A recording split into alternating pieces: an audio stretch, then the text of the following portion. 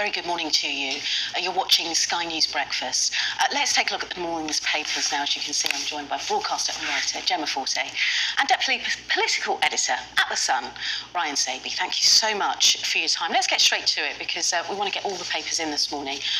Let's start with The Guardian. This is page 18, Gemma, and it's detailing that UN resolution that was passed, but there are a few caveats, shall we say. Yeah, it feels like a very big compromise. The US blocking any kind of really meaningful help, if you like. Everybody else we're fighting and sort of trying to get a ceasefire, but no. It's very interesting because you've got these 5 permanent members of the Security Council: China, France, US, UK and Russia, and it does start to beg the question, should there be permanent members who can veto when you've had 153 other states trying to make a ceasefire happen, to this backdrop of 23,000 people plus having been killed now. Famine. There's going to be a famine. There arguably already is. People starving. And, it offers a glimmer of hope, but it's arguably not enough. And then the sort of irony within that it's Russia who've been more forcibly voicing their desperation for a ceasefire. And I think, unfortunately, there's really not a voice to listen to, given that they've invaded Ukraine at the moment. So that probably gives America some leverage. Absolutely. That was one of their kind of firebacks, that they're not listening to Russia because actually you're invading Ukraine, and that stands for quite a lot right now, doesn't it? That's right. And also you've got the UN Secretary General Antonio Guterres says that you may have the aid coming through now, or more aid going through, but does that really work without the ceasefire? You've got 85-90% of people displaced in Gaza. There's that famine threat hanging over everybody. So it's so difficult to wheedle the way through this, on the global stage. And yet, if they hadn't made that amendment, then the US would have vetoed it and nothing would have happened. So this is sort of little step towards more aid, but it isn't enough.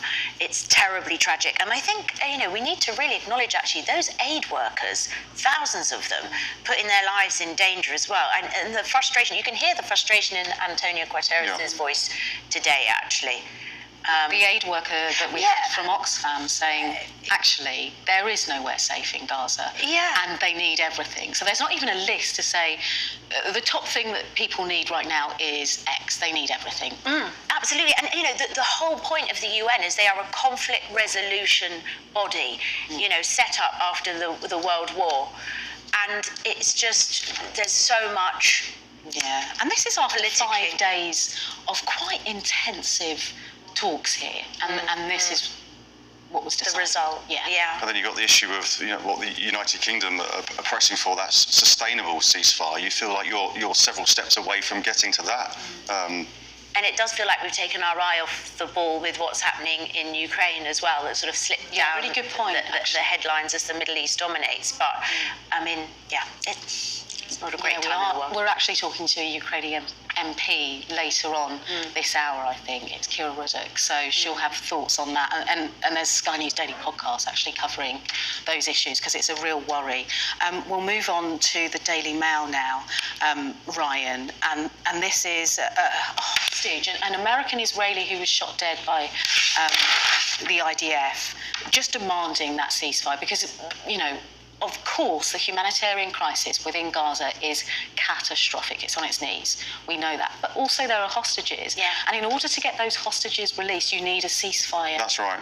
This is the problem with this. But these words from the plea from the dad here, I mean, harrowing, talking about how even under the pressures of war and under the conditions, you can't just shoot people. He talks about how his son was just shot, and they didn't try to identify them, and they just shot them, and he says, and that's it.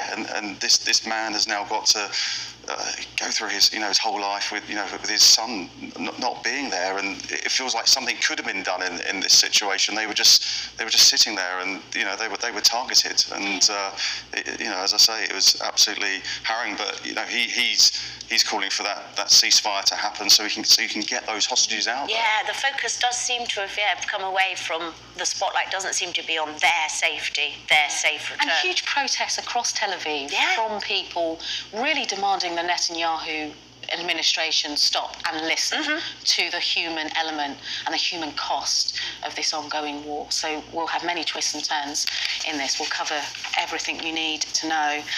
So should we move on then? Because the other big story that lots of people will be waking up to is the Christmas chaos that will ensue in the next couple of days. And this is from The Sun about queues, chaos, delays. It's going to be hellish, isn't it? It's going to be really difficult, and if you are thinking about getting away over the coming days, plan your journeys and stagger your getaway. There's big queues at Heathrow.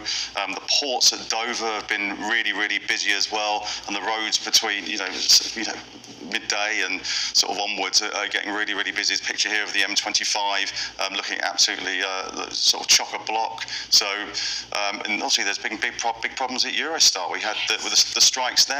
So there have been several, I think up to 30 trains that were cancelled over the past few days, and Eurostar are actually putting on a few extra trains over the coming days. But you just feel whether it will be enough. All these people left stranded at St Pancras or in Paris over the past few days or so, whether they're actually going to get back in time to see their loved ones. And then the real headache that many people will be looking forward to in the new year, you've got rail tickets, 4.9% increase. Huge. That's really bad. It's unbelievable. And then you've got rail bosses who are netting bonuses while 200 trains are cancelled a day. It's staggering, Gemma. It's unbelievable. I mean, we mentioned this earlier, but this idea that, most people who get a pay rise, it's performance related. And you've got these pictures here of people sitting there, sort of unable to get anywhere.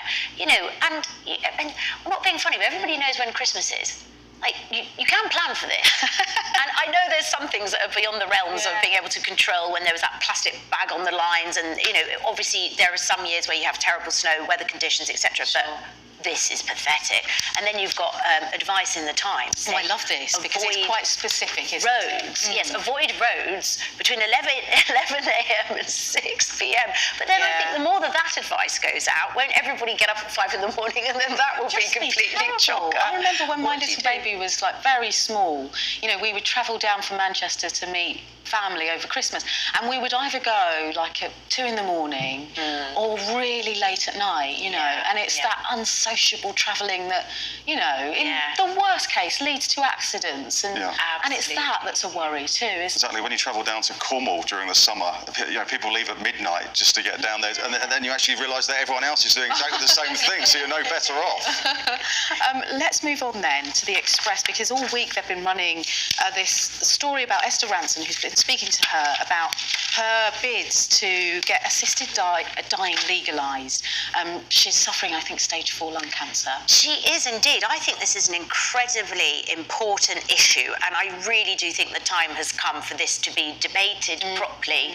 There are so many people who back it, and obviously there are lots of things to debate within that, because you don't want to get to a point where that could be manipulated for any reason, or people could be putting emotional pressure on people to. But I just think, in society now, we're so used to having control over every area of our life, and the one thing that is certain apart from taxes is death. And I know that I think I myself would prefer, if I don't know how I'm going to go at this stage, but if I was to get a disease like the one that Esther's suffering from now, and knew that my demise might be painful and drawn out and traumatic, not just for me but for my family, the idea of being able to choose a more peaceful death, one that can be planned, that really, really appeals to me. And I think there's a conversation to be had, especially when we've got such an ageing population, and we've got no social care as well, to be practical. And it feels like something needs to be done. There's that threat of prosecution hanging over families, by taking relatives out to Switzerland to Dignitas to actually go through with to go with the deaths. You just wonder as well with potentially with the general election obviously coming up next year, and Keir Starmer has spoken about this in the past, and it seems like he could give some parliamentary time to actually debating this and offering a free vote to MPs. Now I don't think it's going to be the first thing on his agenda, but certainly you could possibly see this some way down the track. Very interesting. It's definitely an area that we don't talk much about, death and grief. Both, thank you very much. Thank you. We'll speak to you very soon again.